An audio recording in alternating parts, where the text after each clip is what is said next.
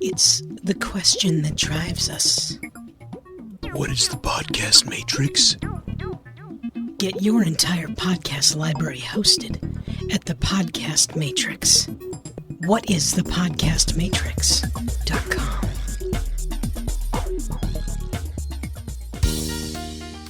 Being green is about more than saving on your electric bill or doing your part to protect natural resources.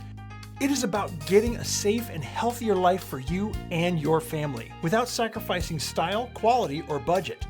This is a movement to provide all of us with clean air to breathe and water to drink, safe, healthy food to eat and places to live, and energy to run the places where we live, learn, play, and work.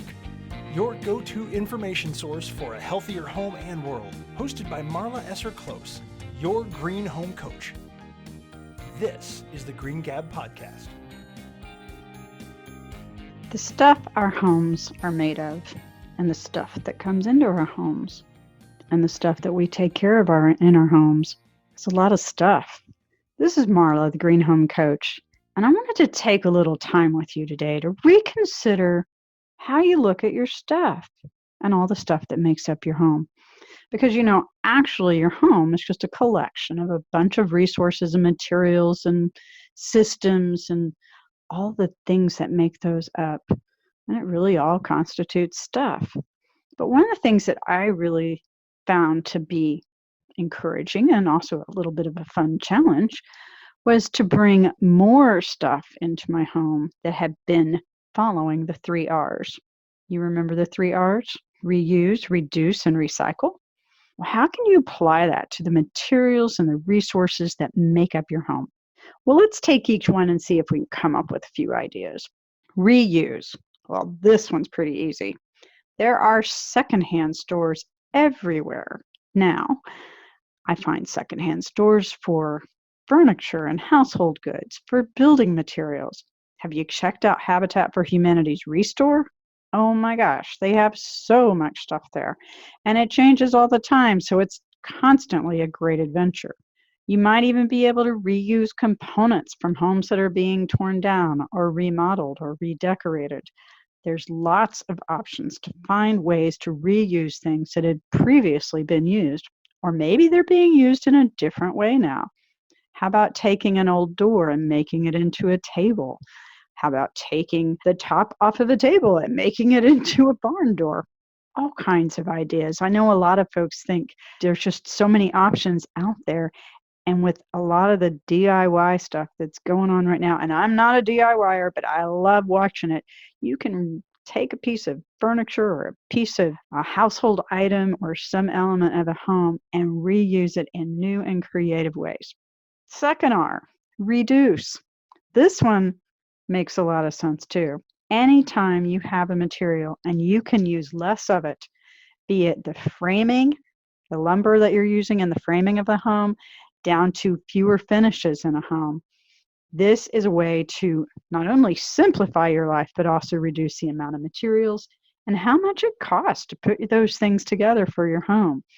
So for instance, maybe instead of putting flooring down, you just want to finish the concrete, or maybe you just use fewer materials, use a simpler approach. You might have a system that only requires, say, 2 or 3 components instead of 5 or 6.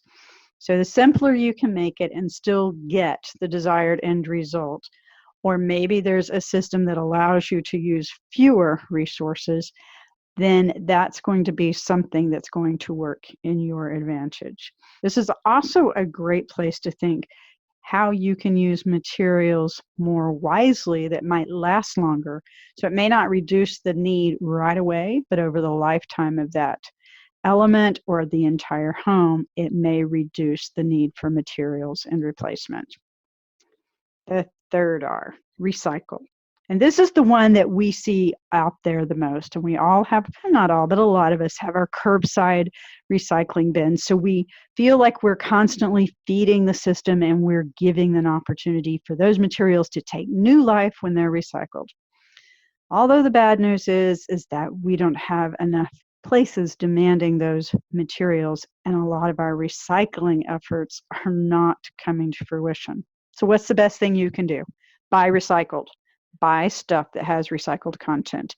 There's all kinds of things for your home that have recycled content, from flooring to carpet to fabrics. There's just all kinds of options. And then, of course, there's paper. And this is my favorite, the great toilet paper debate. But did you know that you can buy recycled toilet paper? And no, it's not toilet paper that's been recycled. It's paper that's been recycled and made into toilet paper. There's a great blog with a lot of fun comments on our website that you might want to check out about the great toilet paper debate. Or better yet, listen into the upcoming podcast, The Stuff Our Homes Are Made Of, to learn more about the resources and materials that go into your home and how you can take advantage of making the best of it. We are here gabbing about green companies, green homes, and green living. And we got all kinds of things to gab about, don't we? I would think we have one or two. What's the main topic we're going to do today? Hey, today's going to be resources. Ooh. That sounds really fun. That's basically everything that goes in a house. I know when you and I were talking about this, there's a lot of different ways to think about resources. So we're really going to get into, I guess, kind of some different things to think about. And this is kind of a techie section. You know, it's not just the materials, though. It's the philosophy behind everything. Right. You know, think about the reason we worry about resources in green building. It's we want to find the best ways to use our natural environment and those natural resources without worrying about possible depletion. It's the old leave something for the next generation, right? That. It's also making do with what you have. Mm-hmm. Oh, there's a great quote that my grandmother always used, and I never get it right. I'm going to have to go find it, but I'll put it in the podcast notes.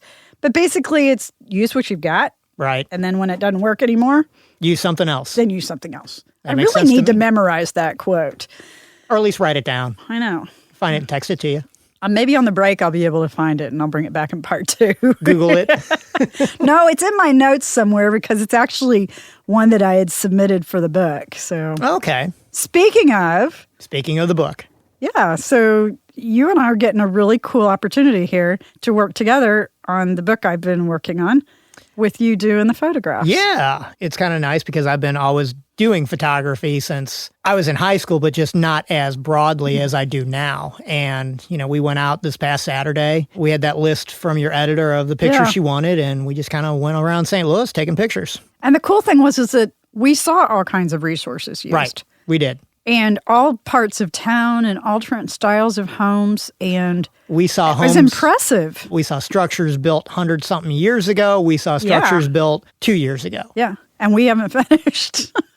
I have to say, and I think you and I even talked about this when we were out, I forget how diverse this community of St. Louis is. And for any of our listeners that also live in communities where you have that kind of diversity, take a moment and be thankful for that because it's astonishingly wonderful. Well, we're very lucky. I mean, we live in one of the oldest towns, oldest cities in the West. And back then, you defined anything really west of the Mississippi as the West. Oh, yeah. So here we are. We're established in the 1700s, French, the Spanish.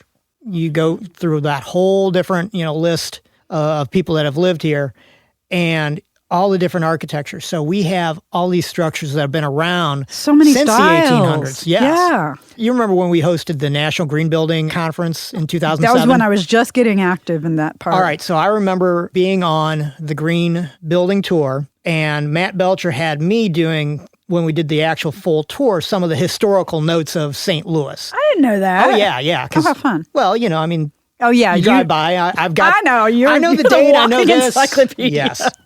Well, anyway, there were people from out west, and when we mean out west now, we're talking California, right, Oregon, Washington State, places like that. And they had no idea, did they? They were just walking around parts of downtown and midtown and just staring at the architecture in amazement of, you don't find anything like this out there because you don't find anything that's even more than 50 years old. Yeah, it's too new. And there's actually, totally off topic here, but there's an awesome architectural tour in downtown St. Louis at the American Institute of Architects. Thank you. Yeah. But they offer a wonderful walking tour downtown that really gives you some history and some of the architectural background and relevance. And the reason that architecture and resources are so important to one of each other is because a lot of times how design is done is reliant on the resources used. Right. So this is a perfect segue, actually, and we didn't even plan it. How's that? The architects can sit there and spec certain materials, especially if they know you're trying to do different sustainable designs. And it can start as simply as choosing the way you build in your plans and your design to fit the size of the materials that you're going to use, so you're optimizing the use of it. And that right there is a really basic premise of resources. So think if let me make the analogy, if you're making your own clothes and you only had a square yard of fabric. Right. So you would lay out your pattern to maximize the use of that fabric. That makes sense. Well, what if you design a house that way? Well, you can design a lot of different things that way. Right. Yeah. But that's where resource optimization can really make a difference. So play this down a little bit more. Now let's think in a traditional stick-built house, framed lumber. What if you think about how your lumber is used in that same way that you would lay out the pattern with fabric? Absolutely. You're going to use less lumber and have less waste. Exactly. So this is part of the whole idea of resources. It's not just choosing what you use, but how you use it. And this is something I think a lot of times kind of gets lost when a house is built on site without really tight plans, because the crew is pretty much on their own at what the superintendent or the manager on site is calling for them to do. So they're making a lot of decisions on the fly. And what happens when we make decisions on the fly? You either don't use things the most efficient way, or you don't even know they're available. Right. You'll rush through things. Yeah. You run the risk of actually using more material than you've ordered. Yep. That's always a fun one. You're just not as efficient as you could be. Or you make mistakes and throw it away. Absolutely. So a couple of different ways to work around this. And these are all, the cool thing is these are all green building practices, right? So you can really lay it out on your plans with all the cuts for the lumber, or you could use components that are prefabricated. So think of like roof trusses or wall structures where things come in from a manufacturing plant ready to go in as a component, as a structure. Just the size of a house really matters, or how many stories it is, because it uses less materials to build a multi-story building or house versus a wider one. Plus, you're not impacting and disturbing as much land. Right. So the resources piece really starts with, in the design, how you think about how you're going to make it. And I think I really like that analogy of how it lays out with a pattern on a piece of fabric, because for me, that's very easy to visualize. And it always brings back to mind, my mom was a child during World War II, and my grandmother was a really great seamstress. And since they didn't have access to a lot of resources during World War II, my grandmother would buy one of them, like she'd buy her like a top. Right. And then she'd disassemble it. She'd take it apart, and she'd lay out that piece that she'd bought as a pattern on fabric, which she could get more readily than she could ready-made clothes. And then she would cut and she'd sew the clothes. Oh, wow. But that's the same way. I mean, it's kind of reverse engineering, right? Right. But if we thought of how we would use our resources like that for our homes and our buildings and our structures, we might think about things really differently. And that's where the whole conversation about resources really starts. And I just don't think enough of us think of it that way. Oh, no, I would agree with that. That's really where you get into your custom builders that are really in green building, because to them, this matters. This is the first step in everything. I have another perspective that I'm going to bring up when we come back from our break in a few minutes. And then you can think, maybe there's another way to this besides how a custom builder or a remodeler might approach it. So come back after the break and we'll check it out.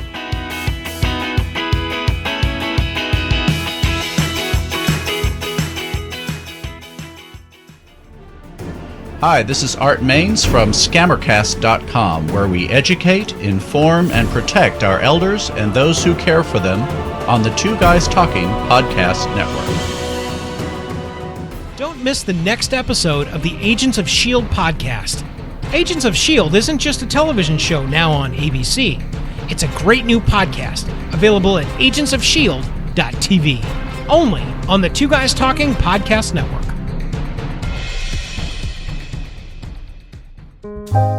Are you a blogger? Always wanted to be one?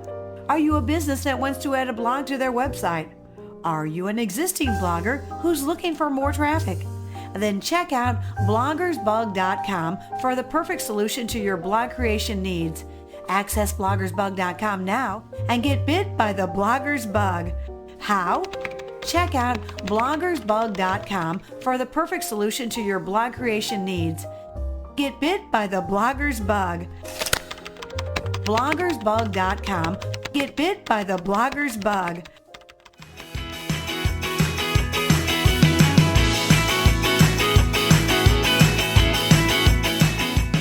Back on the Green Gab, where we're gabbing about resources, which sounds really boring, but actually it's pretty fun. That's actually pretty interesting. So we were having this conversation before the break about custom home builders being a great place to utilize different ways to use resources and optimize, especially in the building structures. And there's actually another perspective, because production builders have, and for our audience that doesn't know the word production builder, this would be the larger builders, many of them national, some of them even on the stock exchange, that build homes a lot at a time. So these are the ones that you may be seeing develop an entire subdivision. Right. These are the ones that may be building in different locales across the country. So that's what we refer to as a production builder, where they build, basically they're manufacturing homes and on site, but they're building a lot of homes at the same time. They have crews going out, they have a lot of project management, whereas a custom builder is typically building 1 to 4 houses at a time, 1 to 5. Yeah, that's about fair. And oftentimes custom builders work much more closely with the client through the whole process, where a production builder will give you what they have and here's your 3 options. If that. Yeah, I mean, you're buying something that's pretty much pre-thought out for you, so you don't have to make a lot of decisions. Right. Just maybe about the look. A custom, you really have the opportunity to do what it says and to get into the mix of it, figure it out together. Different philosophies, both right. Both have pros, both have cons. They both have a place in the market. Yeah, it's just where they fit. So a lot of people have thought that the whole concept of green, sustainable, high-performance building applies more to custom home builders because there's more control and more teamwork with the homeowner as they're going through the process. And that can be an awesome solution, right? I would agree. You and I both work a lot with custom home builders. However, we're seeing a lot of production builders adopt ways to streamline their business and their costs. And one of the ways for them to do that is to, quote unquote, manufacture components of the house off of the building site. So for instance, they may be doing roof trusses where things come in pre-assembled. That's when you see the big crane putting in the trusses. You know, in St. Louis, I don't think anybody builds trusses anymore. I don't think so here. I think they all come in pre-built. Now, when I go to Oklahoma City, my other home, all roofs are built on site. That's amazing. They do the high front chateau-looking roof, and they use a lot of lumber. And they hold a lot of heat. Yeah, here, I mean, you'll find every type of roof there is. Yeah, but trusses. for the most part, it's all manufactured trusses. And we have excellent facilities here to build them. Right. And that really helps. So if you are in a locale where you don't have a good component builder, a good modular for modular walls or roof trusses or floor trusses, if you don't have a good manufacturer of those components in the locale, that may dictate what's happening. Sure. Especially in smaller towns or cities, where there's just not as many resources available. But what production builders do have the opportunity to do is bring in these quote-unquote, manufactured components and then assemble them on site where they can save money and time and move faster in the process. What's kind of ironic to some people is that in and of itself is a green practice. Right. And there are some projects that I do know production builders will do that. But for the vast majority of them, those projects are typically multifamily, condo buildings, things like that. But the vast majority of the builders will not do that because St. Louis is a unique town. St. Louis, yes. But there's other parts of the country that are embracing this much more. Right. But the problem here is the unionization of the carpenters union. That's a huge factor in this is in unions. production. Yeah. And we are a union town. You're right. Now, granted, we are going through a labor shortage right now, and it's going to get worse. So this is a great way. So as we find fewer and fewer available carpenters, it might be better to go that route if the manpower is not there to actually build the house. So this could also mean full modular housing, where it's almost looks like not modular housing, manufactured housing, where it's built in a plant and then brought on site. So things like that. In parts, right. Not like a mobile home. So things like that might become more popular as we figure out other ways, and things like SIPs or panel wall systems could actually become more user-friendly and more used as we figure out ways to get around the labor shortage. Well, now they could. Now they're already being used in more of the custom sites because you're dealing with a builder that's building one house or two houses or three houses a year. They're using them to great success. But where the problem becomes when you get into the unions is you're not going to take the builder right now that's building 700 homes a year. Right. He's employing a lot of carpenters. They're going to look at it as, I'm going to have fewer carpenters working to put the pieces together versus actually framing the house from scratch. So what's coming up here is that not only is green and high-performance construction influenced by materials and planning, it's also somewhat influenced by social issues. Yes. And socioeconomic issues. Yes. So this impacts a lot more areas than most people think about. Which is why we suggest people look at this whole idea of green and sustainability through human eyes as well as through materials and process. It's a holistic process. Yeah. That is such a great point. Politics, socioeconomic, it plays a part in everything, doesn't it? Yeah, it does. Now, granted, in 20 years, if all of a sudden your workforce is cut in half, what's going to happen? The price of labor goes up, correct? Because of the demand. Well, this is a great way to help bring down those costs. Well, and the National Association of Home Builders and all the home builder associations and the trade organizations are looking for folks to join the trades big time. And I know Professional Women in Building in many parts of the country is working with our student chapters and with trade schools to help get the word out that the trades are an excellent way to earn a living. Well, not only that, we talk about the middle class that was built from the manufacturing class. Since the manufacturing class really is gone, in reality, the only thing we manufacture is houses in this country that really cannot be outsourced is housing. Yep. And we've hung on to that as a national organization. Okay, so not exactly on the topic of resources per se from a green perspective, but really important to understand the issues and all the things that affect this so that we as human beings can understand that our decisions really matter. Oh, absolutely. Very interesting. So let's jump back on resources a little bit because we've been talking about optimizing resources, but another way to think about optimizing resources is making them last. So choosing things that are durable and choosing processes and ways to treat those materials that are durable. So keeping moisture out is a huge one because water does more damage to buildings than anything else. Oh, absolutely. Mold issues, water damage. It's the old back to building science in the envelope. Right. Air's going to move, wet to dry, and then hot to cold. Hot to cold. Plain and simple. So moisture and water management with your materials and your resources is really key. And keeping pest out because termites destroy your wood. Termites are horrible. So again, an ounce of prevention is worth a pound of cure, right? Yeah, something as simple as, you've got your lumber shipment. You're not really going to start for a couple days. Hey, it might rain. Let's put a tarp on it. So instead of the water just sitting there soaking into the wood, the tarp protects the wood. Your house goes up. It's a drier house. It's a cleaner house. So here's the crazy part is that's just pretty much just common sense, not wasting what you already have.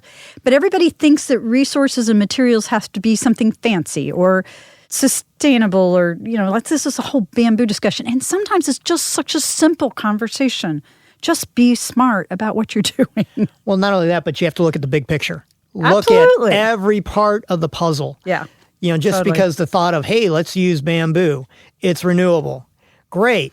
Except it's grown in China and you have to ship it over here. Thank goodness that conversation has really quieted down because it was just silly. It's a lot better to use local stuff anytime. And local's a big part of resources too. So use what's around. We got to take a break. Be back in a sec.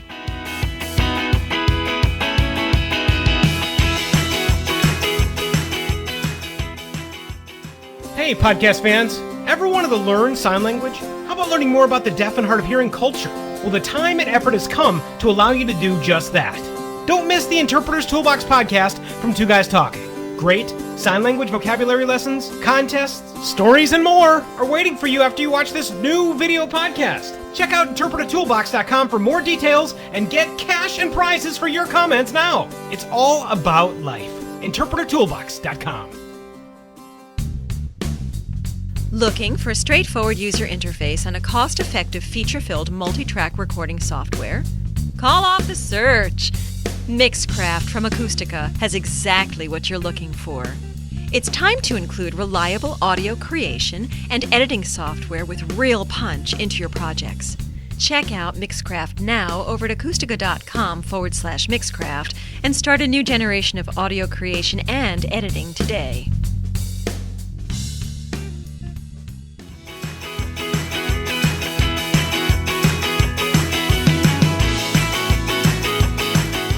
Hey, Tony and I are getting in on the gab for why green matters to you, your family and friends, and your community. And man, does resources tie into all of that. Well, it really does. It's everything that goes into the house, whether it's labor, whether it's capital, whether it's materials. Yeah, it all matters. It Absolutely. really does. It really does. And, you know, neither of us really kind of anticipated when we started this conversation about how much influences our choice of resources and how they're used. We've dug in. Yeah. And I hope we've given our listeners some things to think about that maybe they didn't. And that's really my goal, and I know you and I talk about this a lot, that if we can just get people to ask some questions they haven't asked before, then we feel like we're doing the world a little good. This is the topic where when you joke about, choices matter. Yeah. This is true. When we say choices matter, we're not just joking around. No, this is it. Truly serious here. Yeah, I agree. And, so many of the resources that go into a house go into the structure. And the structure is the one that has to last. And when you build a building under a green building certification program, it is built with the minimum lifespan of 50 years. That's the intent. Yeah. So think of Europe, where things stand for hundreds of years.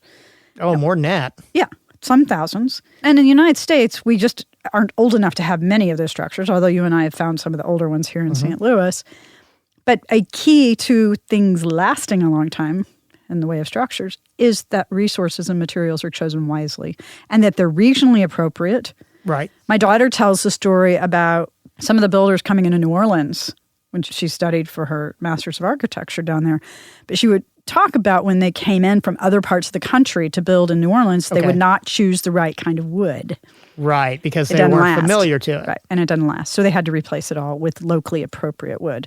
Because of the moisture issues in New Orleans. It's used to the climate. Yep, because you're basically wet all the time. Right. So those choices matter. What else matters?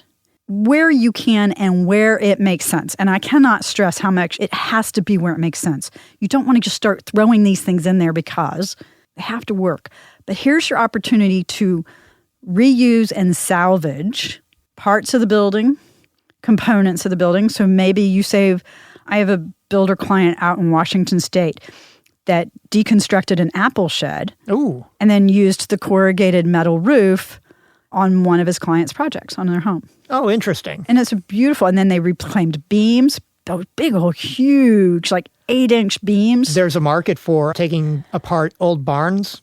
And using the floors. Using it for flooring. Yes. So this is a case of salvaging and reusing those pieces. So that's a big part. And some of the people I've talked to just love the history that's in those. So not only are you saving something and reusing it, you're also putting a story in your house. It's not even just for parts of the home, the actual building structure. Yes. They'll use a lot of it for furniture, tables, dining room tables, conference tables, things like that. So back to the 3 R's, right? Don't reduce. So don't use as much material. Reuse what you can. And then lastly, recycle. So on to the next one. Using recycled materials in your home, we are seeing more and more major home components made with recycled materials, carpet, flooring, sometimes wall coverings, fabrics. Plywood sheeting. Cabinetry. Yeah. Some of the cabinetry coming in is recycled material. And if it's not recycled, it may be recyclable. Right. So which means it can be used in another way later. And if any of you have not studied or read the book Cradle to Cradle, this is an excellent study and talk about how everything in nature, there is no waste in nature. Right. Every output in nature is input for another process. And the Cradle to Cradle certification process is based on that. So anything that is Cradle to Cradle certified has a complete life cycle. It's never waste product. And there are products that are starting to be certified, actually not starting, they have been for the last few years, certified under this cradle-to-cradle certification, which says not only are they made from recycled, but they are recyclable or reusable in some form so that they never generate waste. Well, once again, as these building practices go from being more niche or out on the fringe through the code process and then through education and just this is all we know, this is going to become where everything has that kind of a certification to it. And there's all kinds of certifications, and any third-party independent certification is going to hold a lot more weight than a self-certification for any because there's any no area. guesswork. Right. But Cradle to Cradle is one of the more robust certifications I'm aware of, and we're starting to see businesses understand the financial impacts of adopting these kinds of practices because where they may spend more money, say, on a material, they may spend less money on cleanup. And so there's a whole ton of things to think about from a business model perspective that play into that. But I highly recommend, William McDonough wrote the book, Cradle to Cradle. Highly recommend reading it if you haven't yet. And it's just a great way to understand how we can mimic nature and how we deal with our resources and materials and Very what we make. Yeah, it's a really cool book. And sometimes, we all think that renewable materials, like we were saying about bamboo, is the answer. And it definitely is an answer. But it's not necessarily it has to make sense.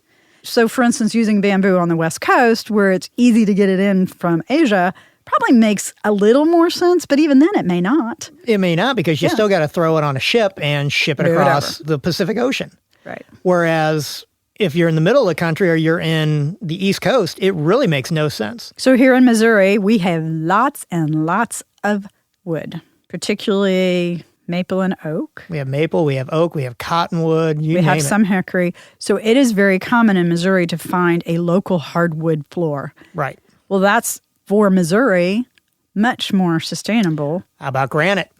Got a lot of granite here. Okay, granite's going to get me on a big discussion because the way granite is mined is not very forgiving in my mind to other materials that are mined in different ways. I'm not a big fan of granite because of that, because it really is damaging to the earth when we mine it. Once again, but you at have least to look if you at the can big get it picture, local, right? yeah. You're looking at the big picture. And it's a trade-off, right? So you might have to choose between a material that is not mined so well but is available locally. And this is where knowing your priorities and what's most important to your values also helps, as well as having the education about how things really come to market. Because it's all an offset. It is an offset. It is all an offset. Yeah. So that regionality matters. The more you can use things that are made within a few hundred miles of your location really matters. It matters to promote recycling as a behavioral practice in what we build. And part of the way we do that is by walking our talk. And walking our talk means using things that are made of recycled materials, using things that can be recycled, using things that people can understand where they come from. Another thing I love to see is where people are understanding what goes into their home. What are the materials? And I don't expect the average homeowner to go in and look at a whole list. Oh, here's all the little components and screws and wood and everything else that goes in my home. But we as an industry, as a home industry, I don't feel personally do a great job of sharing with our homeowners and our home buyers what goes into their homes. No, we really don't. And in reality, when you think about it, just about all the wood on a job site nowadays comes from some kind of a forestry managed program. It's all sustainable. We don't sit there and brag about it. No. And so part of our job with this podcast show, matter of fact, is to share these ideas with the public so that y'all can ask the questions. And you can understand the people that are working to take a corporate or business or personal responsibility for their actions and what they do. And I don't believe we're out of time, but we so totally are. Again. Thank you for gabbing with us. Check out more on greenhomecoach.com. That wraps this episode of the Green Gab podcast. Ready to use what you've learned? Get the show notes with all the resources mentioned in this episode, plus 9 simple, straightforward, low to no cost ways to improve the health of your home and world. Today at everydaygreenhome.com. Be sure to subscribe now on iTunes, Stitcher, or your favorite podcast app so you never miss an episode. Thanks for listening, and remember, being green is easier and more affordable than you think.